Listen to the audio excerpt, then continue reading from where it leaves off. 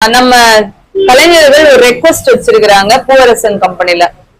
இது வந்து பாத்தீங்கன்னா எனக்கு ஏற்கனவே 2-3 டீமும் சொல்லியிருந்தாங்க. பரணி நாடகமன்ற டீம் வந்தும் இதை பத்தி எனக்கு சொல்லியிருந்தாங்க. என்னன்னா இதுக்கு முன்னாடி எல்லாம் கிராமத்துல திருவிழா அப்படின்னு சொன்னாலே 2 சைட்ல டியூப்லைட் கட்டிட்டு மேல 2 குண்டு பல்பு போட்டு அது வேற கொடையும் மாட்டிடுவாங்க, அழகா இருக்கும். இது மட்டும்தான் நாடகத்துறைக்கு அவங்க போடுற மேக்கப்ப லுக்கா எடுத்து காமிக்கக்கூடிய ஒரு லைட், அதுதான் கரெக்டா இருந்துச்சு. இப்ப காலப்போக்கத்துல பாத்தீங்கன்னா எல்லாருமே வந்துட்டு இந்த போக்கஸ் லைட் எடுத்து போட ஆரம்பிச்சுட்டாங்க.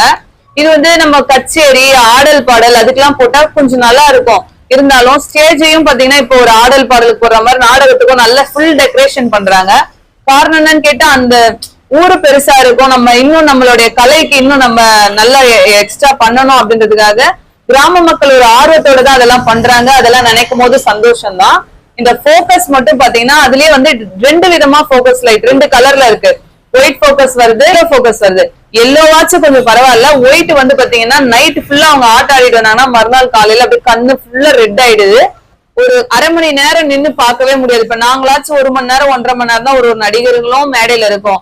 பெட்டி மற்றும் மிருதங்கம் பாத்தீங்கன்னா அவங்க ஸ்டார்ட் பண்ணா 11 மணிக்கு உட்கார 10-11 மணிக்கு உட்கார்ந்தாங்கன்னா 6 மணி வரைக்கும் அந்த லைட் தான் அவங்க பாத்துட்டு இருக்கணும். அப்ப அவங்களுக்கு இன்னும் நிறைய ப்ராப்ளம் வரும். அதனால இப்ப தம்பி தான் அதை ஞாபகப்படுத்தினாரு, கோபி தம்பி. இவர் ஏன்னா அவர் கண்ணு ரெட் ஆயிட்டு இருக்குது, அதை வச்சு இப்ப எனக்கு ஞாபகப்படுத்தி அக்கா பிளீஸ்கா கொஞ்சம் சொல்லிடுங்க அப்படின்னாரு. அதனால என்னுடைய சகோதரர்கள் நீங்க எல்லாரும் இந்த போக்கஸ் லைட் முடிஞ்ச அளவுக்கு அவாய்ட் பண்ணுங்க. எக்ஸ்ட்ரா கூட லைட்டுங்க ஏன்னா எதிர்க்க கட்டி விடுங்க, இல்ல நம்ம அந்த எல்லோ போக்கஸ் கூட கொஞ்சம் தொலைவா கட்டி விடுங்க. அந்த ஒயிட் மட்டும் தயவு செய்து அவாய்ட் பண்ணுங்க. இத வந்து பாக்குற ஒலி அமைப்பு சவுண்ட் சர்வீஸ் ஸ்டேஜ் போடுறவங்க நீங்க பாத்தீங்கன்னா கொஞ்சம் நீங்க மாத்தீங்கன்னா ஸ்டேஜ் போடும் போது நல்லா ஸ்ட்ராங்கா போட்டு கொடுங்க.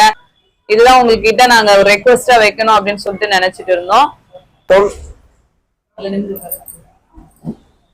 மக்களாகி உங்ககிட்ட நாங்க ஒரு வேண்டுகோள் என்ன வைக்கிறோம்னா,